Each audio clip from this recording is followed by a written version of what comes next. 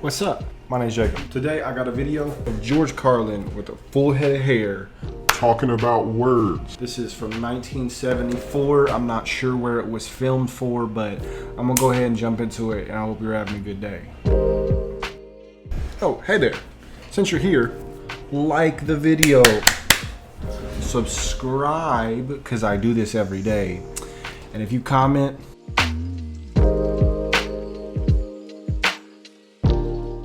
I'll comment back.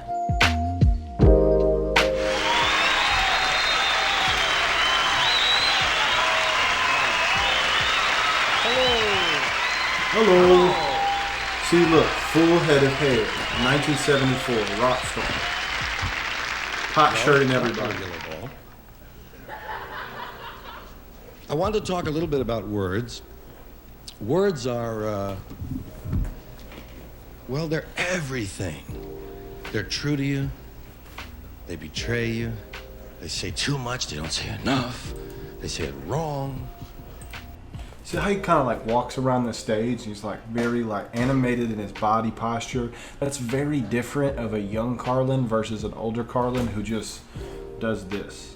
He's like, it doesn't really matter. All this stuff is just honestly taken away from what I got to say. And you know who does all this stuff now? Burnham. You know who also did a special about words? Burnham. There are words that we don't stop and inspect too often. Kit and caboodle. Have you ever tried to buy a kit and caboodle? You can get a kit, but they're all out of caboodles, man. I can't. I'm back ordered on caboodles now. My hands are tied, you know. I do it for you, I have to do it for everybody. That's facts. I can give you a caboodle kit. This is like a skit. Build your own caboodle. No thanks, I'll wait for the caboodles to come in. Facial expressions, body posture, like the way that he produces the skit. This is Burnham. Burnham does this thing that Carlin's doing right now.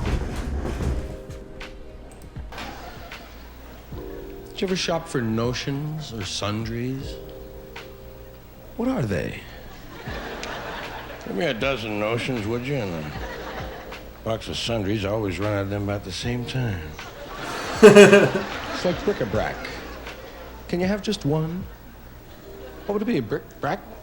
That's like odds and ends. If you have 25 odds and ends on a shelf and 24 of them fall off, what do you have left, an odd or an end? That's a great question. It's like this, that, and the other. I'd like this, that. You have to get the other. It's a set.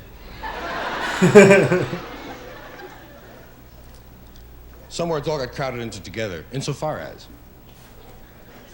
Well, yeah, gotta be part of four other words. In as much as. Heretofore, thereunto. I'll bet you those words are they feel proud of themselves, those kind of words. Whereas. He's goofy. Whereas must be the president of that club. They have little personalities. They do.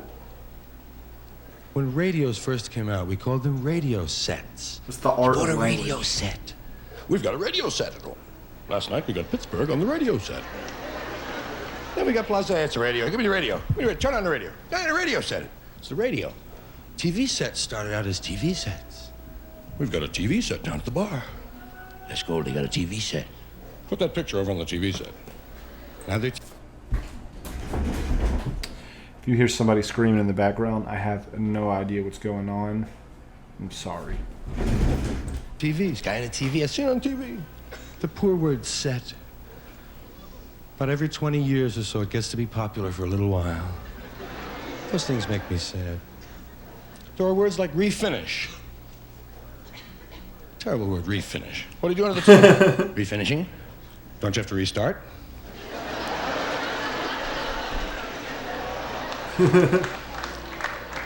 And I insist when you have only one M&M left, you have an M. That's facts. That's facts. It says so right on it. I think that I enjoy that a younger Carlin. And right, he does this as an old man too, right?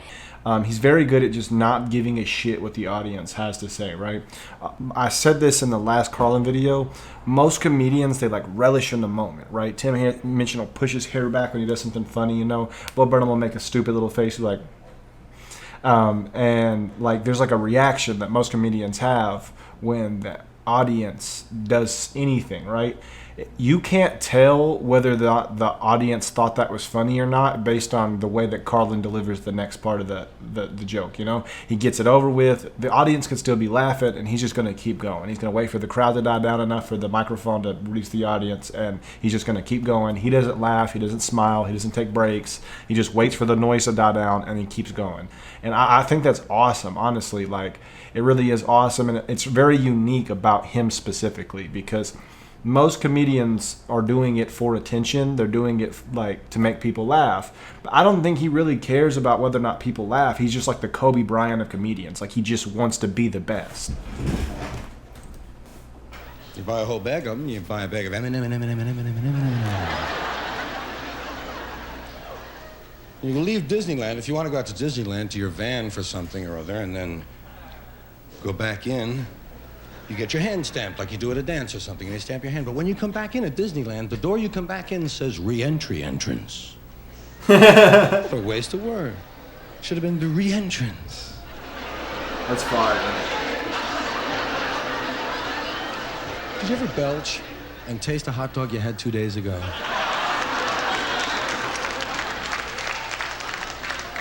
Hey, that was good. I'm going. I wonder in comedy is when you change the, like, so he started off and he had this bit about words. Did he know that he was going to go on for that specific amount of time? Or is he playing off the audience? Does he have more word jokes? And if the audience is reacting still to the word jokes, he's going to keep going with the word jokes? Or was he always going to say the thing that he just said about Disneyland and then move directly into the hot dog joke? Did you ever belch and taste a hot dog you had 2 days ago?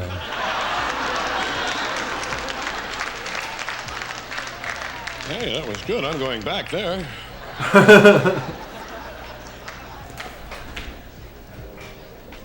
One of the things in comedy that really works is universal childhood experiences and parent experiences. Here's the thing. Have you ever heard this phrase in your house? Where's the good scissors? Why can't I keep anything nice in this house? He's very analytical. Where's the good tape measure? Well, you want the good one, not the one with 28 inches missing from it. And he got a good reaction.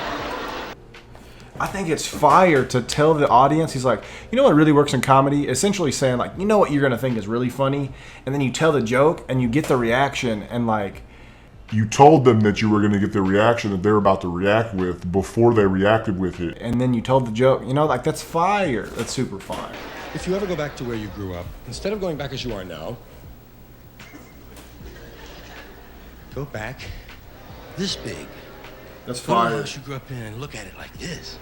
Because the perspectives are different. You come back, oh, yes, there's the little chair, and there's the table, and here's the windowsill. The windowsill. Ooh, everything's still there. That dumb nail that didn't mean anything, had no use, it was wrinkled over. The broken part of the wood. All those little ridges and cracks and things are still in your windowsill. And if you look under the kitchen sink in your mother's kitchen, she still has that stiff U-shaped rag hanging under there.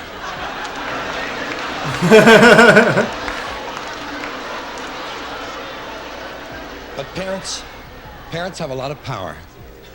Parents can buy 100 ice creams. Did you ever think of that? You can do that now, man. You can go and say, give me 100 ice creams. Just saying it would be enough. Cancel the order. Oh, wow. So they can't be far from us. And the other thing is about, like, old people. Like, it's my contention. You know, there's a lot of silent and not so silent prejudice and bias against older people. And generally it comes from younger people, which seems stupid because the younger people are going to be older people, and they're setting it up wrong. If we were smart, we'd be setting it up now so that being old was cool. Facts. And when we get there, hey, look at the old guy. Facts. That's Facts. what it should be. That's what we're gonna be, man. That's so fast. And this is him like blossoming into who he eventually becomes, right? Like that's a older era George Carlin joke that is reminiscent of what his final form was. The way that he says something that is totally real life, but the way he says it and the tangent that he goes on, like the little skit that he does, is really funny. Like the way that he portrays this thing is like really, really funny, but he's totally serious and it's like really real. And that is who George Carlin is and always is. And I think that it's cool seeing him kind of blossom into that. You know, this younger version of him that doesn't really do comedy the same way still has the like that thing that he's really good at.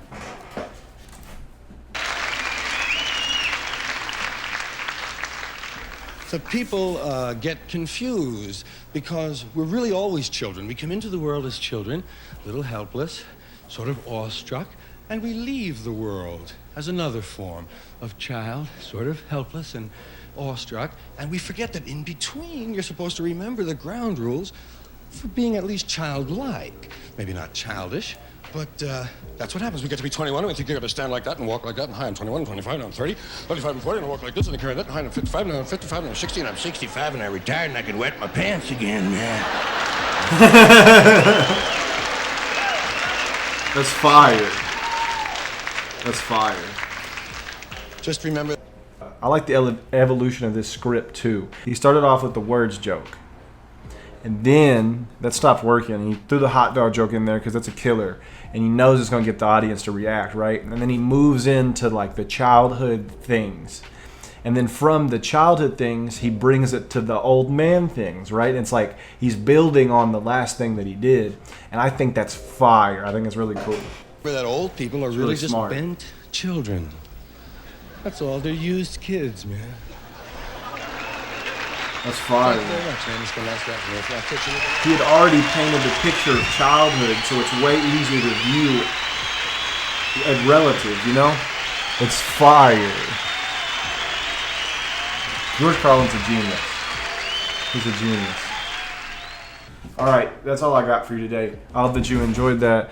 It was a fun video. It wasn't something too serious. The Pope song that I just did was like way too serious. So I had to throw a little bit of like happiness in there, a little bit of joy. But I'm gonna get out of here and probably take a nap because it's like, I don't know, like 1 o'clock in the morning. I got work in the morning. So I hope that you have a great rest of your day. And I'm gonna go. Peace out. Please, if you watched me talk about George Carlin for 15 minutes, just like the fucking video.